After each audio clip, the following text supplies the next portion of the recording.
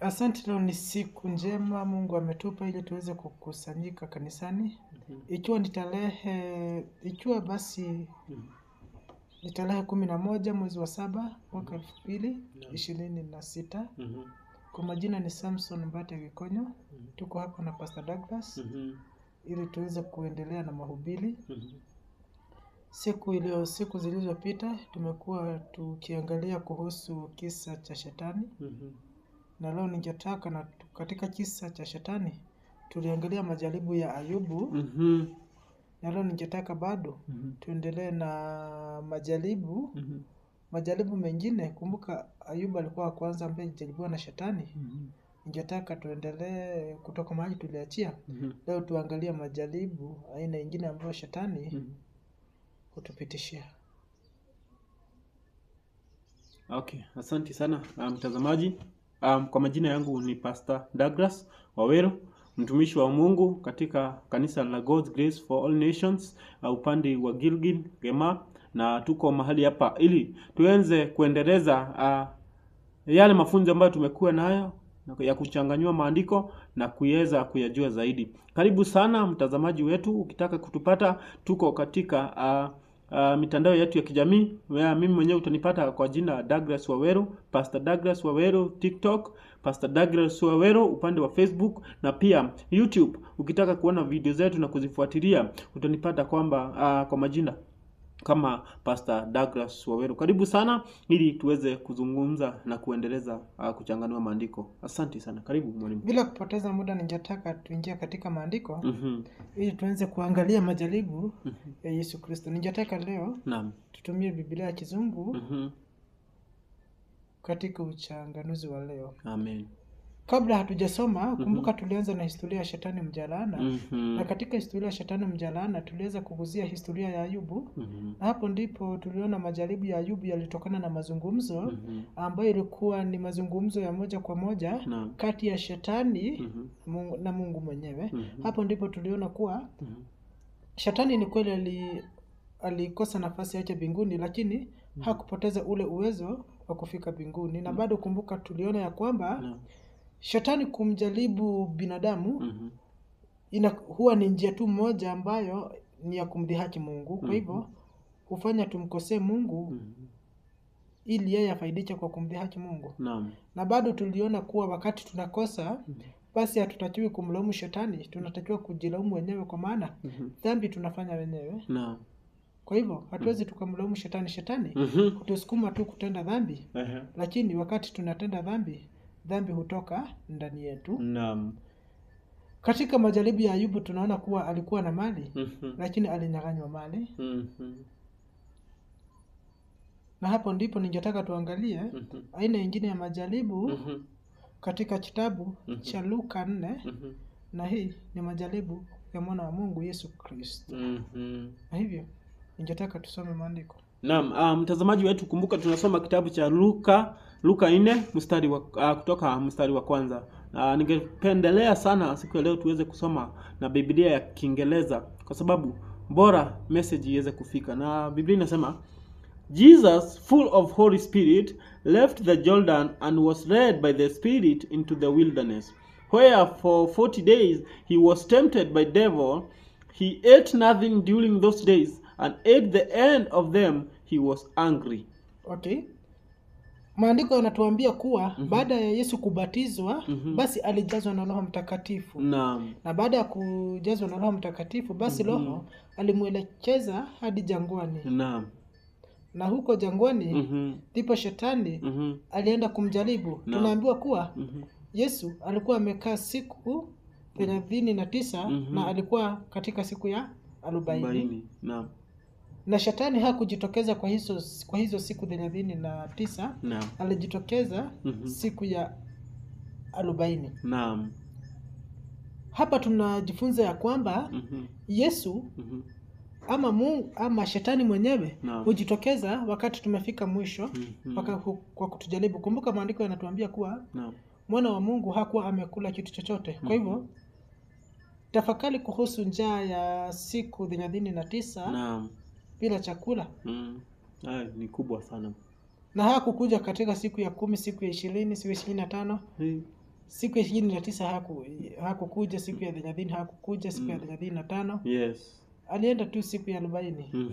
Kwa hivyo shetani huja wakati tumefika mwisho. Na bado hapa tunaona kuwa kabla ya Yesu kwenda jangwani alikuwa amebatizwa na kisha kujazwa na Roho Mtakatifu. Kwa hivyo jukumu ya kwanza ya Roho Mtakatifu ni kuongoza muumini katika hali yake ya kusali. Ama wakati anaenda kusali, Roho Mtakatifu huwa anamuongoza. Na Roho Mtakatifu ndiye huwa mwelekezi. Na Roho Mtakatifu bado hutupa uwezo wa kupigana na majaribu ya shetani. Hapo ndipo tunaona kuwa Yesu kabla hajaenda alijazwa na Roho Mtakatifu. Na hata shetani akienda kumjaribu alikuwa anajua Yesu amejazwa na Roho Mtakatifu. Hebu tuendelee. The devil said to him, "If you are the Son of God, tell this stone to become a bread." Naye shetani akamwambia, Ibilisi akamwambia, kama kweli wewe ni mwana wa Mungu, basi libadilishe jiwe na liwe mkate. Jesus. Ina maana gani? Shetani ya kwanza alijua vizuri kuwa Yesu alikuwa ni mwana wa Mungu.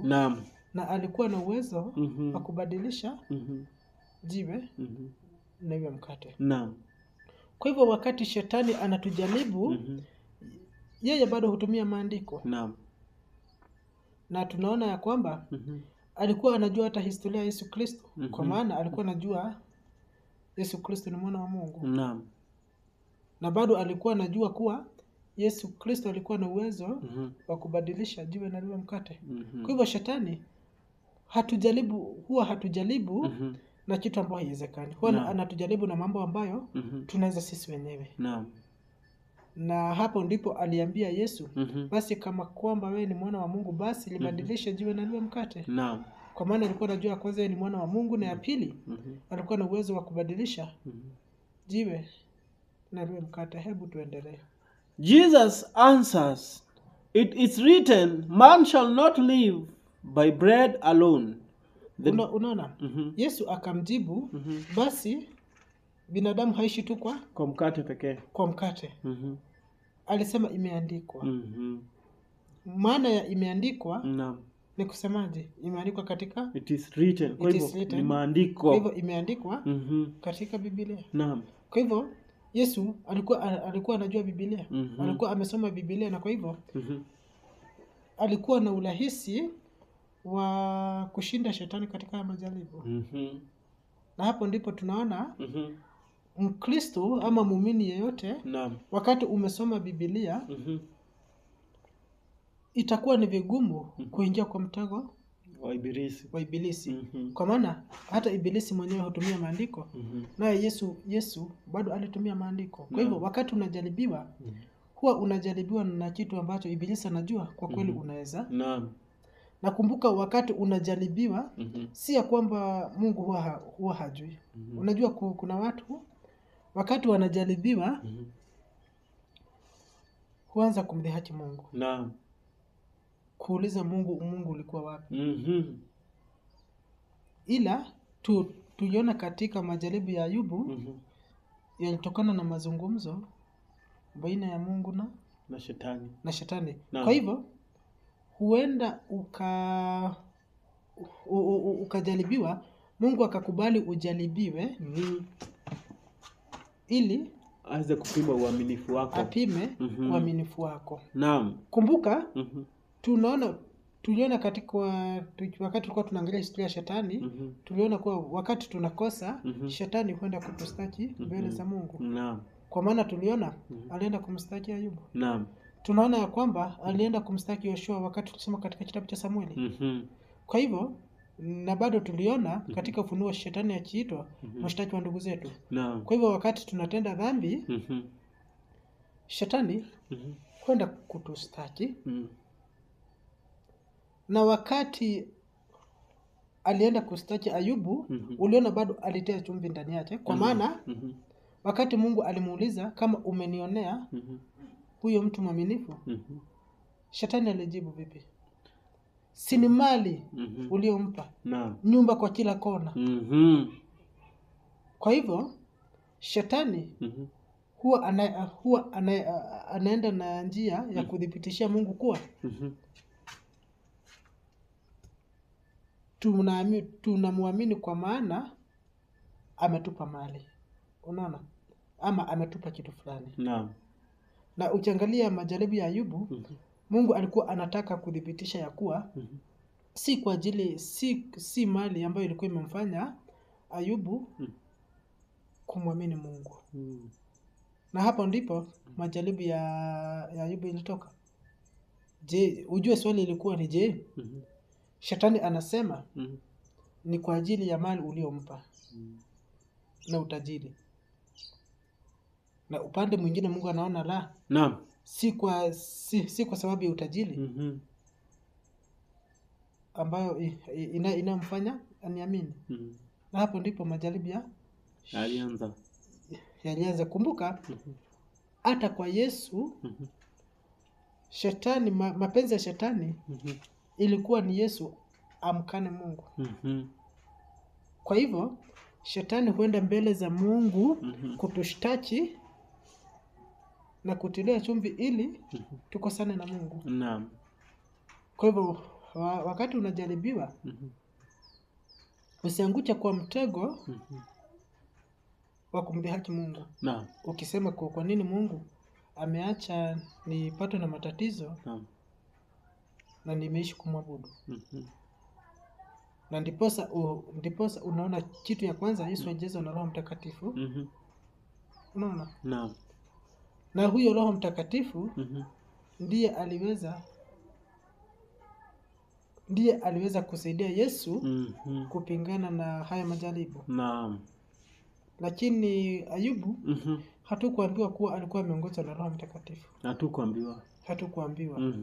Lakini bado alishinda majaribu. Naam. Ila kazi ya Roho Mtakatifu ni kutusaidia wakati wa majaribu. Hebu tuendelee tuone hiyo. Ilikuwa ni jaribio la kwanza. Siku 39 bila chakula. Na hakuanguka kwa mtego. Na tumeona katika kumjibu alitumia maandiko.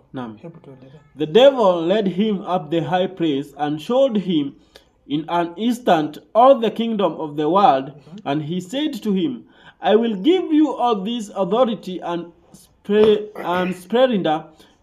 It has been given to me, and I can give it to anyone I want to. If you worship me, it will all be yours. Jesus answered. Okay. Unaona? Alienda na kumuonyesha ulimwengu, si ndio? Na mali ya dunia. Ndio, naam. Hebu tulidwe haya maandiko kidogo. The devil led him up the high place. Shetani alimpeleka juu, si ndio? Naam. Alimpeleka juu sana. Ili kumuonyesha utajiri wa mataifa. Naam. Wa mataifa. Endelea. The devil led him up to the high place and showed him in the instant all the kingdom of the world, and he said to him, I will give you all this authority and splendor. It has been given to me, and I can give it to anyone I want. Hapa ningetaka uangalie kwa undani na uone shetani alimchukua na kumpeleka juu sana. Naam. Na akamuonyesha utajiri na uongozi wote ya ulimwengu. Naam. Kumbuka Yesu wakati alizaliwa hakuwa anajulikana sehemu zote za ulimwengu. Naam. Alikuwa anajulikana majiji kama Yerusalemu, Jericho huko. Unaona? Lakini hakuwa amejulikana ulimwengu mzima. Naam. Hiyo ni ya kwanza. Naam. Ya pili tunaona ya kwamba shetani anasema amepewa nini na Mungu? Amepewa nguvu ya kupatia mtu yoyote angetaka yeye mwenyewe afanye. Kwa hivyo shetani ako na nguvu ya kupatiana mali. Unaona? Naam. Kumbuka wakati nilikuwa na hadithia kuhusu kitabu cha Shetani, tuliweza kuangalia kuhusu utajiri ambao hutokana na nguvu za giza. Kwa hivyo kama hujaona hiyo mkanda, naam, enda uone. Tuliona kuwa mwisho wa mali ya Shetani huwa ni mauti. Mauti, naam. ama kuwa na maisha maovu. Mhm. Unaona, na maisha ya mikosi na taabu. Naam. Unaona, Mhm. kwa hivyo ni kweli shetani ana nguvu ya kukupa utajiri, kwa maana ni viongozi wengi ambao wameingia uongozini na njia ambayo si ya uongo. Naam. Na hapa shetani anaeleza vizuri ya kwamba ana uwezo wa kupatia mtu yeyote atakayetaka kumpea chochote, yani akitaka tu ana uwezo. Hata Yesu alijua vizuri kuwa ni kweli shetani alikuwa na uwezo. Naam. Kwa maana Yesu hakuwa anajulikana ulimwengu mzima kulingana na utajiri ambao shetani alimuonyesha. Naam. Na Yesu alijua vizuri ni kweli shetani alikuwa na uwezo wa kumpa mali. Lakini swali ambalo unatakiwa ujiulize, mwisho wa hiyo mali ni mauti. Hakuna kitu cha bure. Shetani hawezi kupa kitu cha bure. Wanasemanga katika hicho The Devil's Bible, ukisoma hata Codex, inasemanga kuwa mali ya shetani haidumu. Utakufa, la sivyo utaishi kwa mikosi. Naam. Umesikia historia za watu wengi ambao unasikia boma fulani ni ya mchawi. Naam. Boma fulani ni ya uganga. Hata wewe najua umesikia kuhusu kabisa boma ya mchawi, boma ya mganga. Boma ya mtu wa Freemason, boma ya mtu wa Illuminati. Boma ya Atheist. Unaonanga ya kuwa hao watu hawaendeleani. Unapatanga tu ni umaskini tu, hakuna kuendelea. Unapata kama ni wasichana wako hawaoleki. Naam, kabisa. Vijana wako tu kwa pombe. Vifo kila mara. Ghasia kila mara. Kwa hivyo utajiri ni kweli shetani ana uwezo wa kukupa utajiri, lakini utajiri ambao hautadumu. Utajiri haudumu. Naam. Na mwisho ni mauti. Naam. Nakumbuka utajiri wa Mungu kuna watu aina tofauti. Kuna mtu ambaye amepewa afya. Unaona? Na mwingine kuna mmoja amepewa afya na bado mwingine amepewa tu, na huyo mwenye amepewa afya unapata tabia zake ni za kumdhihaki Mungu. Naam. Unapata tu bado kuna mwingine amepewa tu bado afya lakini afya yake anaitumia kumtukuza Mungu. Naam. Kuna mwingine ambaye ni mwanadada amepewa urembo. Urembo wake anaupeleka kwa ukahaba. Naam. Unaona? Kwa kutenda maovu. Kwa unajisi. Na kuna tu bado mwingine ambaye amepewa huo urembo lakini urembo wake unakuwa ni wa kumtukuza Mungu. Naam. Kwa hivyo sijasema kuwa kwa maana umepewa afya kila jambo unafanya unamtukuza Mungu. La hasha. Na maanisha afya, wenye dhambi na wasio na dhambi kwa wengi huwa na afya. Naam, kabisa. Unapata hata wokovu waliookoka wengi bado wamelazwa hospitalini. Na wengine bado hawajaokoka na wako na afya njema. Bado wamelazwa wapi? Wako tu hapo, wako tu room moja. Kwa hivyo nilikuwa nataka kukufunza kuhusu wakati umejiangalia hivi uko na afya, uko na kila kitu. Naam. Si kumaanisha kuwa unafanya mapenzi ya Mungu. Mungu huenda akakubariki. Kumbuka kuwa kwa nini wenye dhambi huishi? Ili waweze kuwa na muda wa kutubu. Kutubu, naam. Kwa hivyo wakati tumesema kuhusu utajiri na nini? Naam. Sikatai kuna utajiri wa shetani. Unaona? Naam. Na utajiri wa Mungu. Unaona? Na hapo ndipo ningetaka nikuambia kuhusu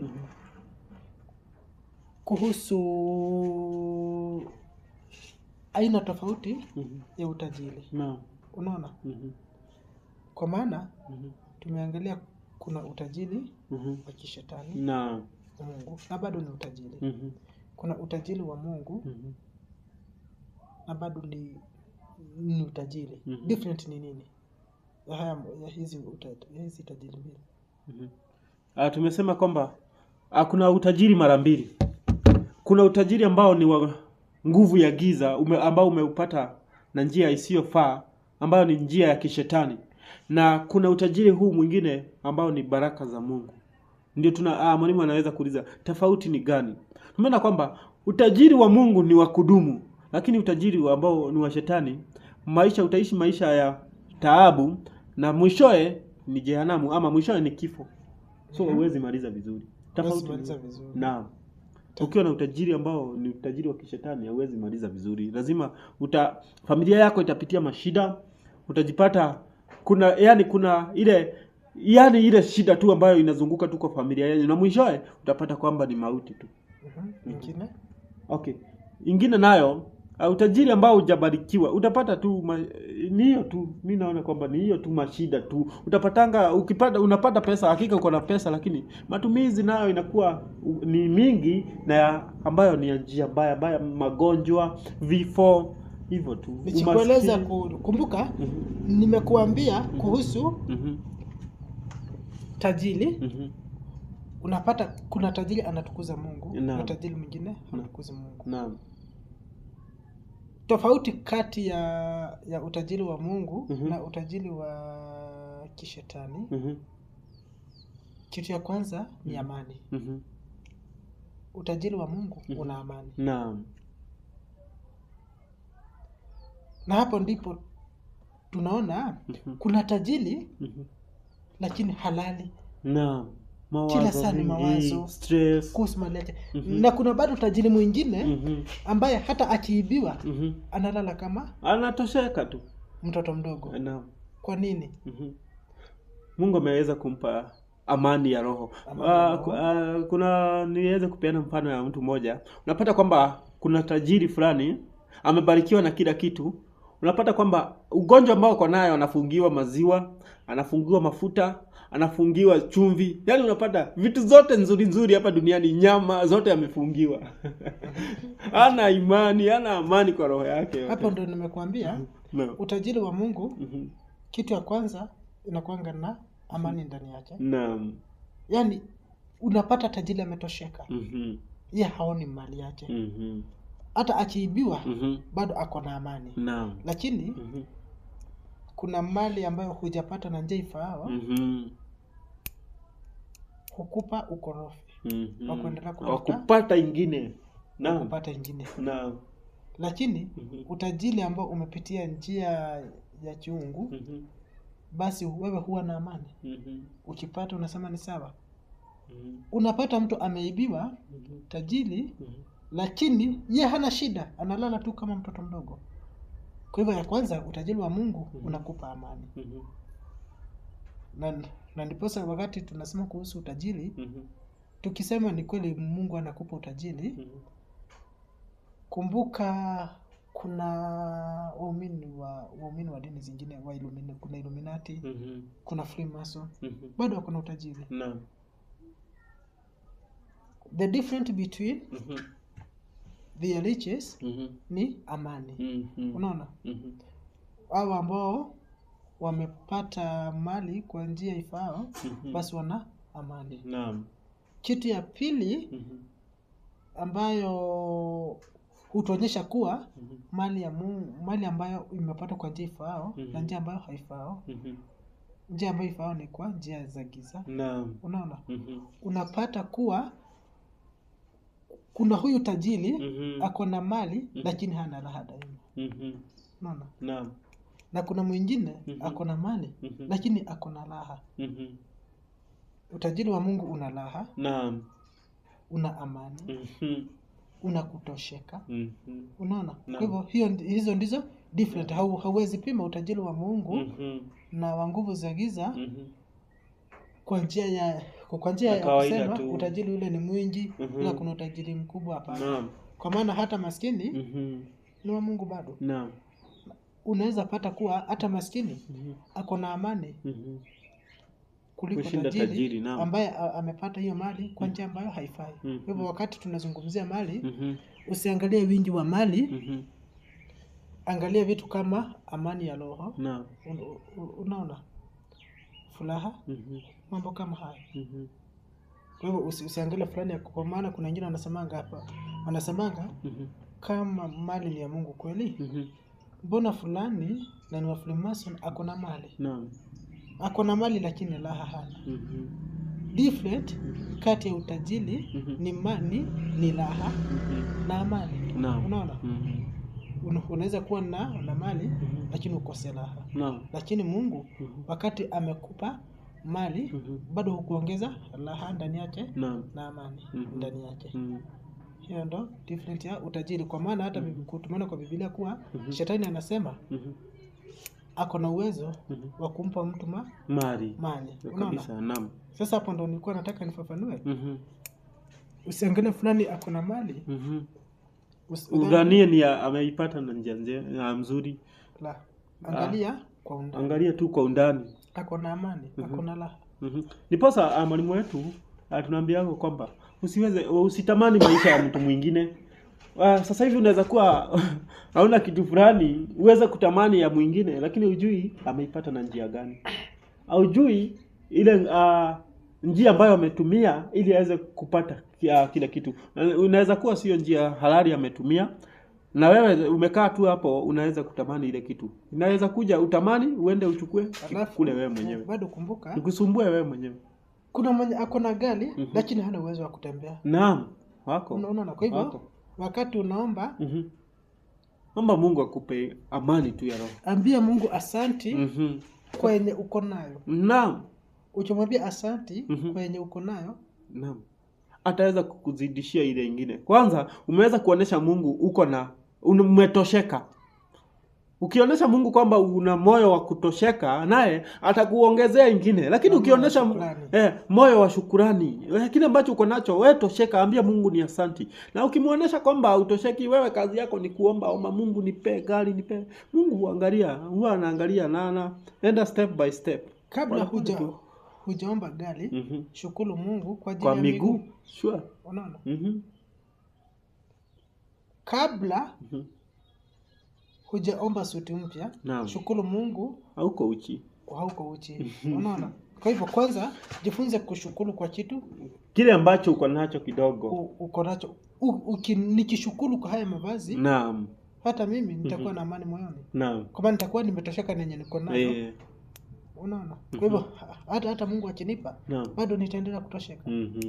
Unaona? Kwa hivyo nilikuwa nataka kuonyesha the difference between demonic riches, demonic wealth and the other side. Hebu tuendelee. Na hapo hapo tumeona kuwa shetani aliambilia Yesu mali ya ulimwengu. Si ndio?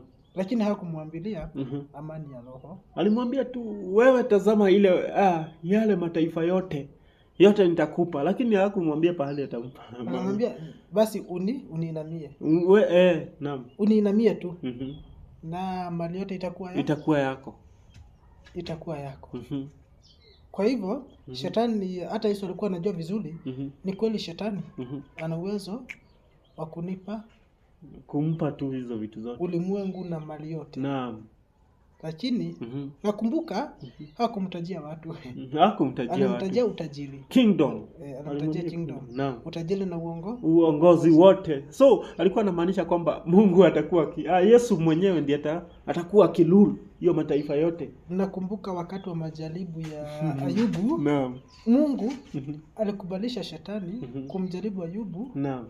Kwa kumnyang'anya mali yake kila kitu. Naam. Lakini asiguze moyo wake. Unaona? Kwa hivyo kuna different between utajiri wa kawaida na moyo wa mtu. Unaona?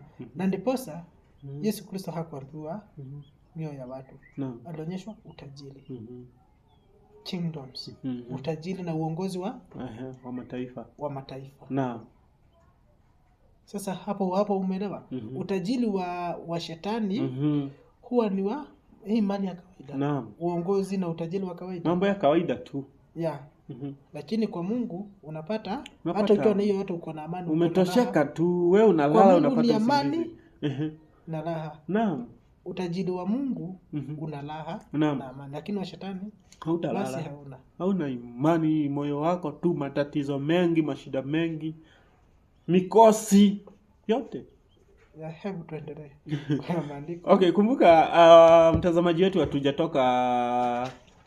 hatujatoka katika topic yetu. Bado tunaangalia majaribu ya Yesu ambayo alikuwa anajaribiwa na shetani akiwa jangwani. Na sasa hivi tulikuwa tunazungumza kuhusu pale ambapo shetani alimpandisha Yesu juu, akamuonesha mataifa na akamwambia kwamba akiweza kumuinamia atambarikia yale mataifa yote na itakuwa yake. Lakini na wacha tuweze kuendelea zaidi.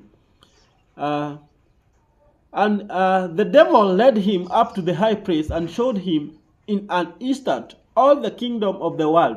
And he said to him, I will give you all those authority and splendor. It has been given to me, and I can give anyone I want to give. If you worship me, it will all be yours. Hapo ni Yesu alikuwa anaambiwa na shetani. Jesus answered, it is written, worship the Lord your God, serve him only. Unaona? Naam. Katika majibu la Yesu Kristo alimwambiaje? Alimwambia imeandikwa usinamie kiumbe kingine chochote ama miungu. Tumikia Mungu peke yake. Kwanza Yesu Kristo alirejelea maandiko. Naam. Kwa maana alimwambia na imeandikwa usimuinamie Mungu mwingine ama kiumbe chochote ulimwenguni. Ukiangalia katika amri 10 hiyo bado ni moja ya amri. Naam. Unaona? Kwa hivyo Yesu alikuwa anarejelea maandiko. Na hapo ndipo tunakuwa tukiona manufaa ya kusoma maandiko na kuyaelewa kwa undani, ili wakati wa majaribu utakuwa na ule uwezo wa kukua ukikuoti maandiko na kwa hivyo utakuwa na nguvu ya kupigana na yale majaribu ya shetani. Hatusomi Biblia tu ili tusome. Kwa maana wengine husoma Biblia kama wanasoma tu kama hadithi.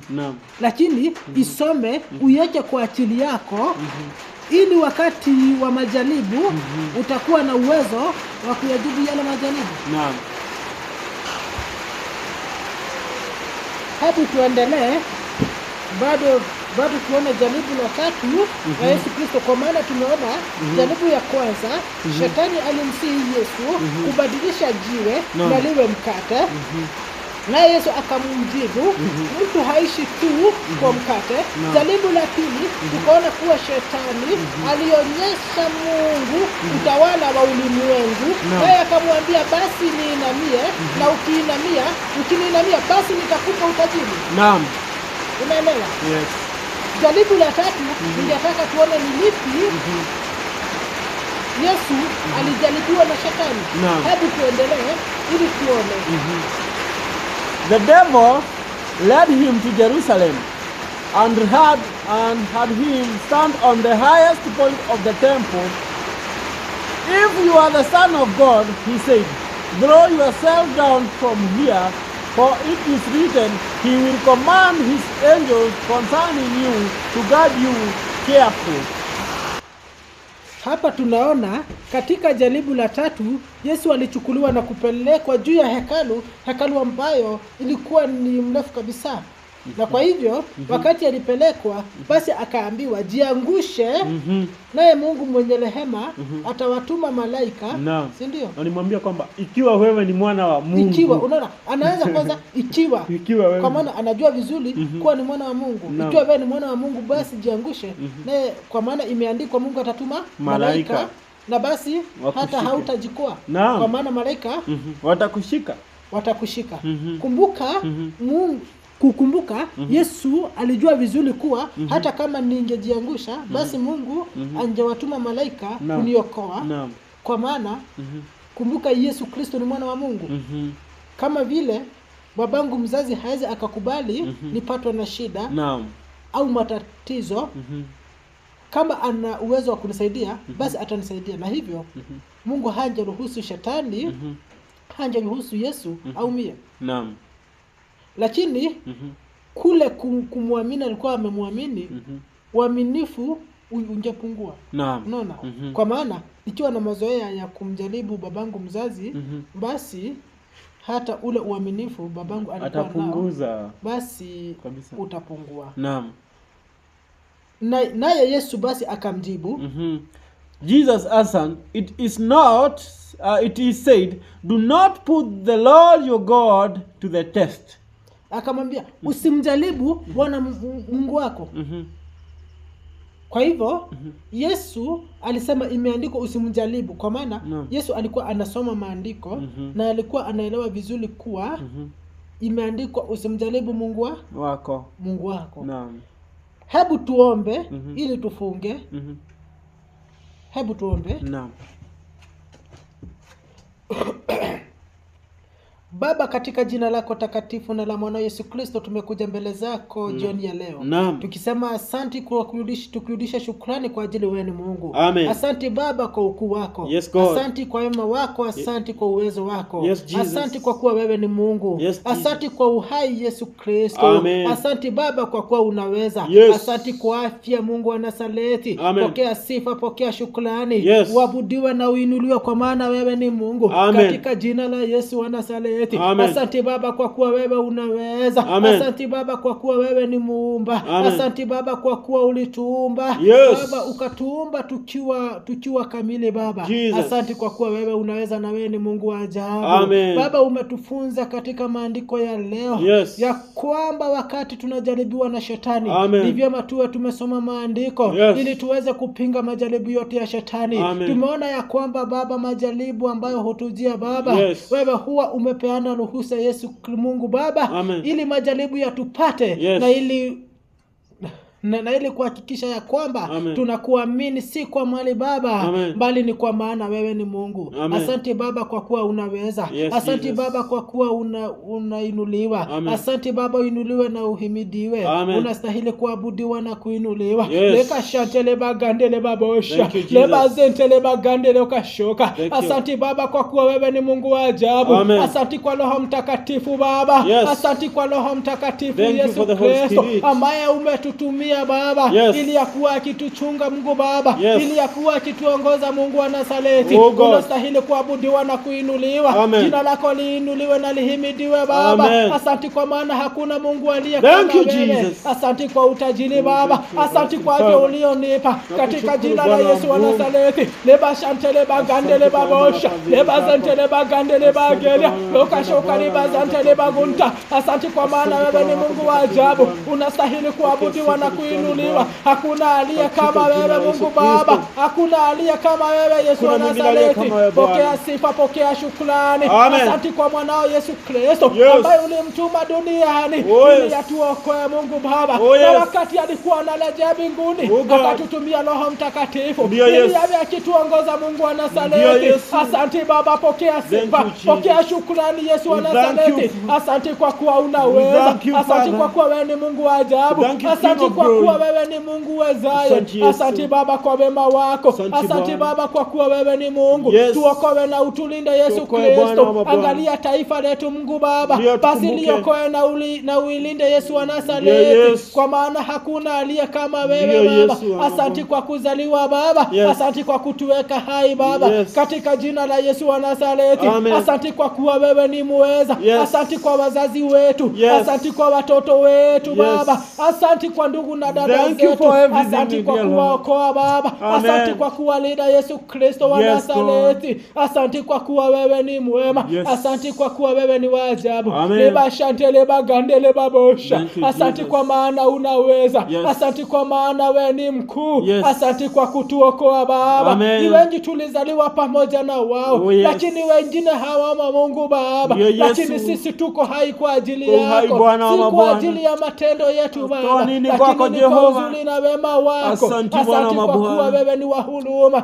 Asante kwa kuwa wewe ni wa huruma kubwa. Katika jina la Yesu wa Nazareti, pokea sifa na shukrani. Tukuzwa katika jina la Yesu. Asante kwa afya Yesu wa Nazareti. Wengi tulizaliwa na wao Baba, wengi wa miaka yetu Mungu wa Nazareti, lakini umetupa afya Yesu wa Nazareti. Wengi wako hospitalini Baba. Wengi ni viwete Baba. Wengine hawawezi kutembea. Wengine hawawezi hata kuona Mungu Baba. Lakini asante kwa saiti ambayo umetupa Kristo. Asante kwa uwezo uliotupa. Asante kwa baraka Yesu wa Nazareti. Leba shantele bagandele babosha. Leba zetele bagandele bakelia. Luka shoka lima yanza leba shota. Kayate leba santa lebogata leba bashante leba gande leba bosha. Asante kwa maana wewe ni Mungu wa ajabu. Asante kwa maana wewe ni muweza. Inuliwa na uinuliwe Yesu wa Nazareti. Jina lako liinuliwe. Hakuna aliye kama wewe Baba. Tumekuja mbele zako kwa shukrani kwa ajili umetulinda Yesu wa Nazareti, kwa ajili ya afya ambayo umetupa Mungu wa Nazareti. Asante Baba, uinuliwe. Leba zante leba gande leba bosha. Leba zante leba gande leba ganto. Leba bazante leba gande leba shoda. Leba bazante leba gande leba gelia. Asante Baba Mungu wa Nazareti. Pokea sifa, pokea shukrani. Hakuna aliye kama wewe Mungu wa ajabu. Hakuna aliye kama wewe Mungu wetu. Uinuliwe Yesu wa Nazareti. Asante kwa kanisa Mungu Baba. Asante kwa kuiokoa Mungu Baba. Asante kwa kuibariki Mungu Baba. Asante kwa ajili ya nyumba yako Mungu Baba. Baba, ndivyo ulisema katika maandiko matakatifu ya kwamba ni vizuri tukue tukikutana Mungu wa Nazareti, ya kwamba mahali wawili ama watatu wamekutana kwa ajili ya jina yako. Wewe hu wakati yao Mungu wa Nazareti. Asante kwa maana wewe ni mkuu. Asante kwa maana wewe unaweza. Asante kiongozi wa viongozi. Asante Mungu wa miungu. Katika jina la Yesu, pokea sifa, pokea shukrani. Ukazante leba gande leba bosha. Leba bazante leba gande leba gelia. Asante Baba kwa kuwa wewe ni mkuu. Asante Baba kwa kuwa unaweza. Asante Yesu wa Nazareti. Asante Bwana wa Bwana. Katika jina la Yesu, asante kwa Roho Mtakatifu. Asante kwa Roho wako Baba, ili atuokoe na atulinde, ili atuongoze Baba, ili tuweze kuishi kulingana na mapenzi yako. Amen. Tupe nguvu Baba ya kutenda mapenzi yako. Majaribu ni mengi Baba, ambayo sisi huleta na ibilisi. Baba, Baba tusaidie Baba, tusijiingize katika raha za dunia. Tufanye kulingana na mapenzi yako Baba, kwa maana wewe ni Mungu wa ajabu. Pokea sifa, pokea shukrani. Leba zante leba gande leba bosha. Asante kwa kuwa wewe ni mweza. Asante kwa kuwa unaweza Baba. Asante kwa kuwa wewe ni Mungu mkuu. Asante Mungu Baba, kwa ajili unaweza. Asante Baba wa Nazareti. Leba shante leba gande leba bosha. Lokazante leba gunte le mayo leba bosha leba gando. Asante kwa kuwa wewe ni Mungu. Asante kwa kuwa unaweza. Tunakuinua na kunilishukuru jina lako, tukisema unastahili kuabudiwa, unastahili kuinuliwa Mungu wa Nazareti. Asante, hakuna aliye kama wewe Baba. Asante kwa baraka, asante kwa afya, asante kwa uhai, asante kwa familia, asante kwa rafiki Baba. Tupe roho ya kusamehe Baba, tupe roho ya kusaidia Baba, tupe roho ya kuishi na watu Baba, tupe roho ya kutenda kulingana na mapenzi yako Mungu Baba. Asante kwa kuwa unaweza. Asante kwa kuwa wewe ni mkuu. Baba, bariki mtazamaji wetu ambaye anatutazama. Bariki Jehova, mbariki bariki siku ya leo Bwana. Mkono wako wa huruma ndio Yesu uwe juu yao Mungu Mwonekanie Bwana. Acha waoshwe na damu yako. Badilisha maisha yake siku ya leo Bwana. Maombi yote ambayo watakuomba wakati wanapiga magoti kukushukuru, wakati wanapiga magoti kukuomba, wakati wanapiga wanapiga magoti yao wakikulilia Baba, basi watendee yote wakumbuke Bwana, wakumbuke, watembelee kila mtu na mala yake Baba, watembelee kila mtu na mala yake Baba. Unajua nyoyo zao, unajua mahitaji yao, basi wape Baba kila mtu na mala yake. Wabariki na uwabariki Baba, na utakapo wabariki Yesu Kristo Mungu wa Nazareti, basi jina lako litainuliwa. Amen. Jina lako litahimidiwa. Asante kwa maana unaweza Baba. Wacha unapowabariki Baba, wape amani ya roho. Wacha baraka utakazo wapa zisiwe ni za kuwamaliza. Wacha bali ziwe ni za kufanya wakukaribie zaidi, watacha kukujua zaidi. Basi wabariki Baba na waokoe, kwa maana wamepoteza muda wao ili kutusikiza Baba, ili kusikiza kulingana na mapenzi yako. Wabariki na uwainue katika jina la Yesu. Unastahili kuinuliwa, unastahili kuabudiwa. Thank you, King of Glory. Holy Spirit of God.